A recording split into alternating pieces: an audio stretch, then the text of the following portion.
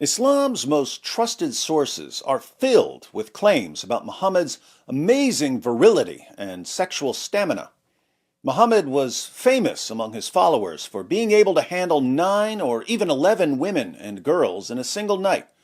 Consider a few passages. Sahih al-Bukhari, 5068. Narrated Anas, the Prophet used to go round, have sexual relations with, all his wives in one night, and he had 9 wives. Sahih al-Bukhari, 5215. Narrated Anas bin Malik, the Prophet used to pass by, have sexual relation with, all his wives in one night, and at that time he had 9 wives. By the way, check out the chapter heading. Whoever had sexual intercourse in the boiling, sweaty Arabian desert with all his wives and then took one bath only. Ugh. Brother, ugh. Try not to imagine the smell by the time he climbed on top of wife number 9. Sahih al-Bukhari, 268.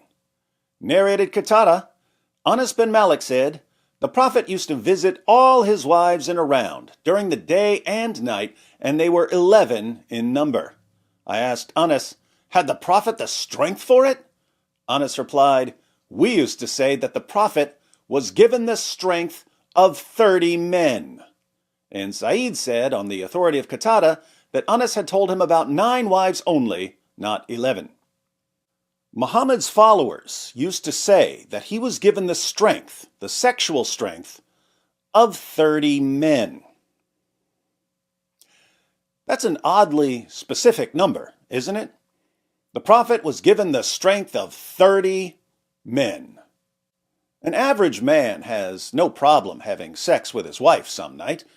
If a healthy man had 2 or 3 wives, I don't see why he couldn't have sex with 2 or 3 wives in a single evening. So why didn't Muhammad's followers say that he was given the strength of 3 or 4 men? Why 30 specifically? Fortunately for us, modern historical and anthropological researchers have solved this mystery. We now know how Muhammad received the strength of 30, count 'em, 30 men. Inspiring Philosophy sent me so many studies on this topic, I'd need the strength of 30 men just to share the highlights with you. But there's one study from psychologist Bruce Rhind that provides quite the overview, so I'll quote a few relevant excerpts. Let me go ahead and say, as we begin, you have no clue how common relationships between grown men and adolescent boys were in the ancient and medieval periods. You may have heard some things about ancient Greece, but this was all over the place. Africa, the Middle East, Southeast Asia, the Americas. Everyone seemed to have something going on with adolescent boys. Even after the spread of Islam, for instance, this continued for centuries in the Muslim world. Mature, immature male homosexual behavior was pervasive in Islamic societies, North Africa, Western Central Asia, from 8th to 19th centuries. Mature, immature male homosexual attractions were seen as just as normal as heterosexual ones. Main interest was in boys early to mid-teens, peaking at about 14. The appeal vanished with a beard, about 16, 17. Adult men were scorned if they were passive partners. Manly behavior was to be active. Partners' gender did not matter. Staggering amounts of love poetry show an obsession with boyish beauty, seen as comparable to women's. Poets attracted to boys constitute a who's who. Desire for boys, but not behavior or lust, was permissible under Islam, but behavior was common nevertheless. This shouldn't be surprising since the Quran repeatedly entices Muslim men with the youths of paradise. Surah 52, therein they shall pass to one another a cup wherein is no idle talk, nor incitement to sin, and there wait upon them youths for them, as if they were hidden pearls. Surah 56, immortal youths wait upon them with goblets. Surah 76, immortal youths wait upon them When thou seest them, thou wouldst think them scattered pearls. Way to get the troops fantasizing, Muhammad. Here's a description of the practice in Libya. Mature, immature, male homosexual behavior was a well-entrenched custom from antiquity to at least the 1950s. Matchmakers made marriage-like arrangements between men and adolescent boys. The boy got a gift larger than bride prices for females. Man and boy then entered into an alliance with family approval. Prominent men lent each other their sons for sex. Love affairs and jealousies over boys were common. Robin Mom said, "They will kill for a boy, never for a woman." Again, this was all over the place. But we know a bit more about how some ancient cultures, in Melanesia and New Guinea for instance, thought these relationships played an extremely important role in the development of boys into men. Mature, immature male homosexual behavior was highly organized in this warrior society. Homosexual intercourse was believed essential to boys' physical and spiritual development. It supposedly transferred male power to them, implanting this in their penises, the seat of male power. The belief was that insemination grew the boys into men. At 11 or 12, a boy's father chose for him an older male to inseminate him for months or years. Some boys chose their own inseminator. Insemination was thought essential for growth. Between ages 10 and 14, boys entered a men's house after a ceremony declaring them deceased, i.e., death of childhood. They were newly born through the powerful medicine of older males' semen. Each boy acquired an adoptive father, an older male who was his mentor and regularly inseminated him, which was believed necessary to make him strong. Males lived in sex-segregated men's houses from a young age. Mature, immature male homosexual activity was pervasive.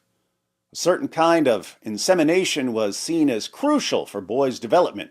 It began in male initiations for boys ranging in age from 7 to 14. Semen was viewed necessary for growth to be a strong warrior. So, they believed that virility and manliness could be injected into a boy by a man. There were some very strange, very disturbing ideas circulating in the ancient world, and in the 7th century, cultures were interacting and colliding because of trade. Muhammad, before he declared himself a prophet of Allah, was a caravan trader. He spent years having discussions with various people he met, and he had a tendency to believe what people told him. Even much later, long after he started preaching Islam, he was known as the ear. It's in the Quran, Surah 9, verse 61.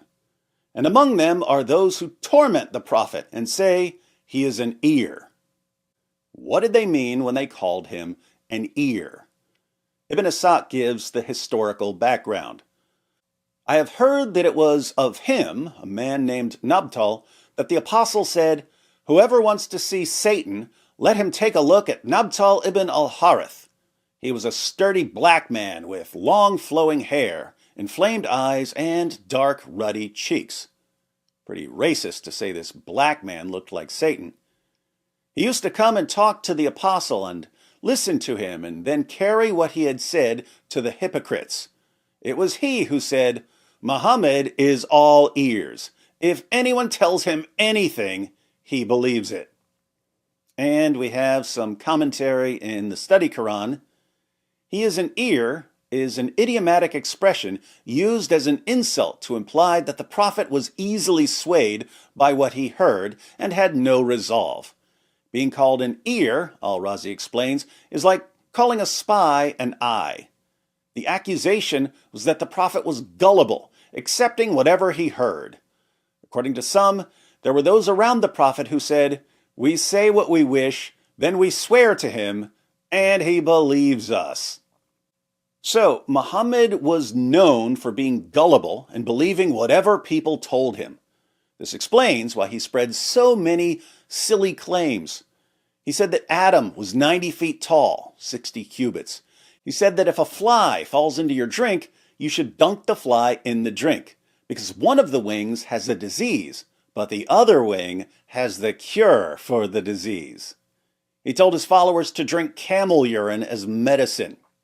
This stuff is endless in the Muslim sources. Where did this nonsense come from?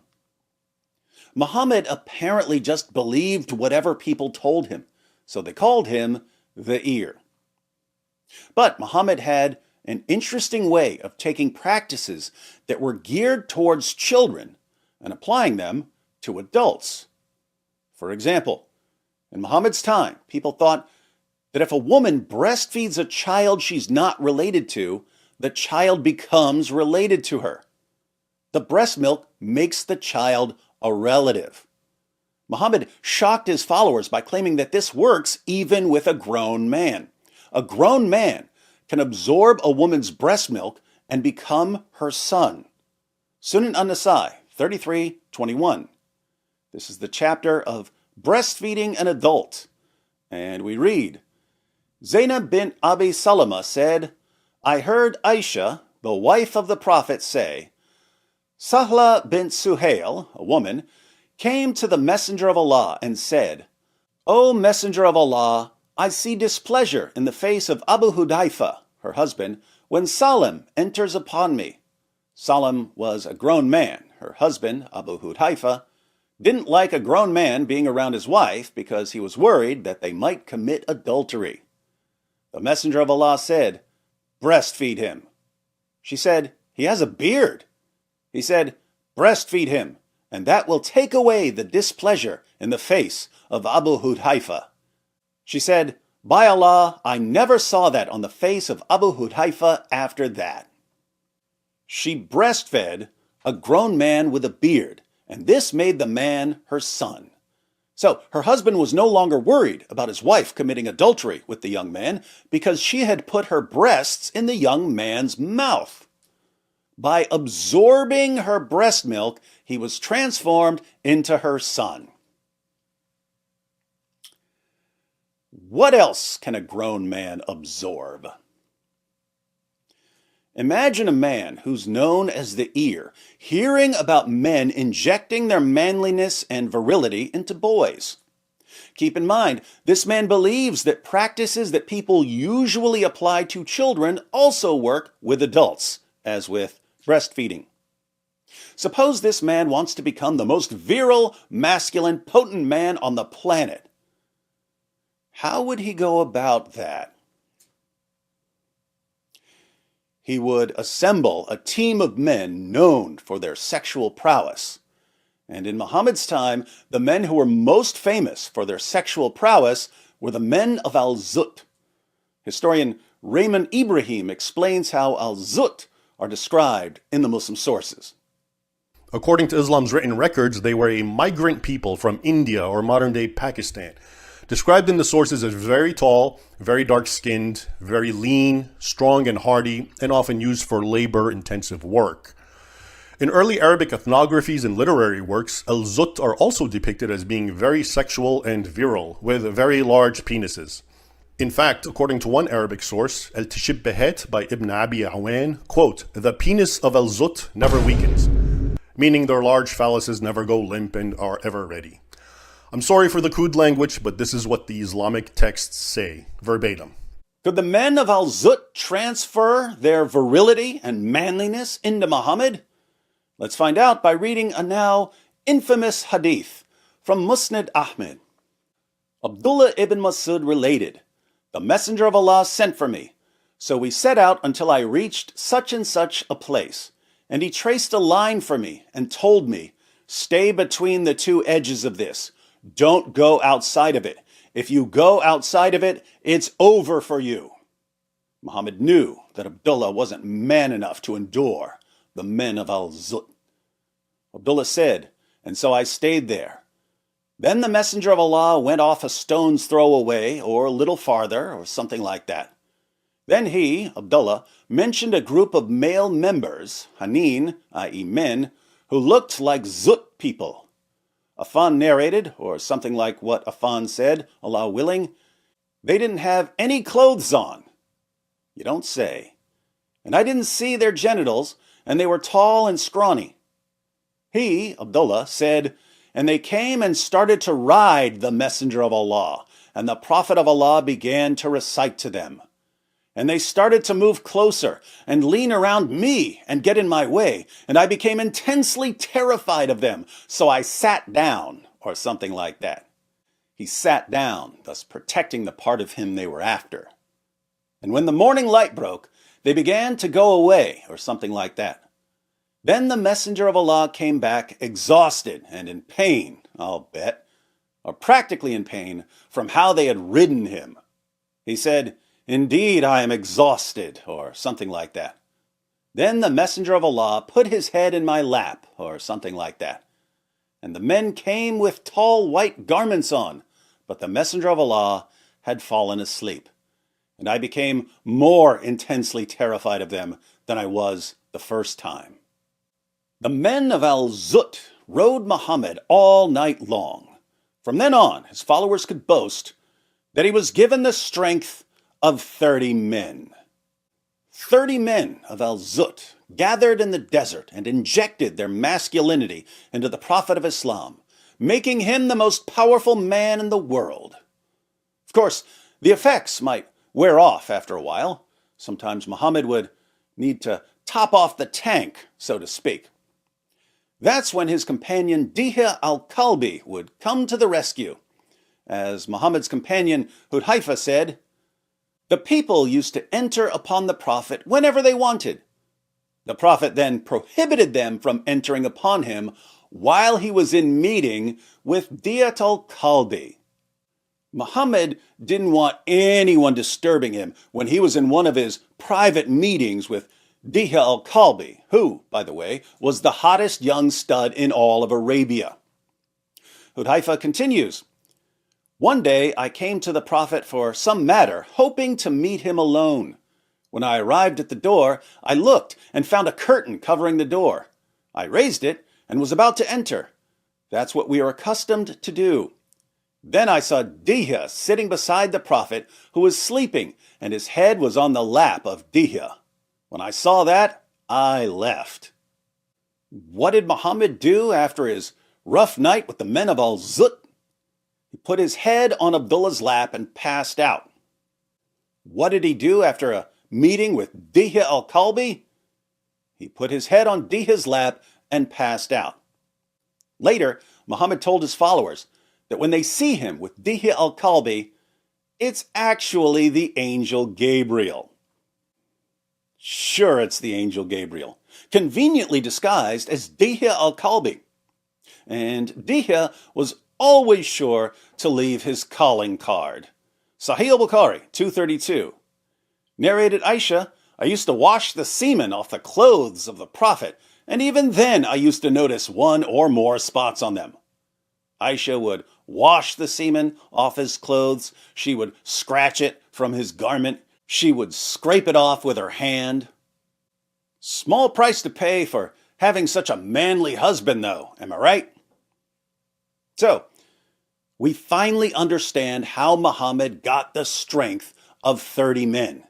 He told an elite squad of 30 men of Al-Zut, known for their large penises, to meet him in the desert. He told his companion Abdullah to watch and learn from behind the ditty line. He walked about a stone's throw away and assumed the position. Then the Al-Zut showed up and said, "It's Zutin time," and zooted all over him all night long. But this gave Muhammad the stamina to have sex with 9 or 11 women and girls in a single night. So, win-win, I guess, except for the one bath part. What's that? What's that, brother? Now, we've solved one mystery, but another mystery remains. If relationships between men and adolescent boys were so common in the ancient world, as numerous studies have shown, why are they so surprising and disturbing to us now? What changed? The good news is that we know exactly what changed. But you'll have to click on Inspiring Philosophy's video to find out.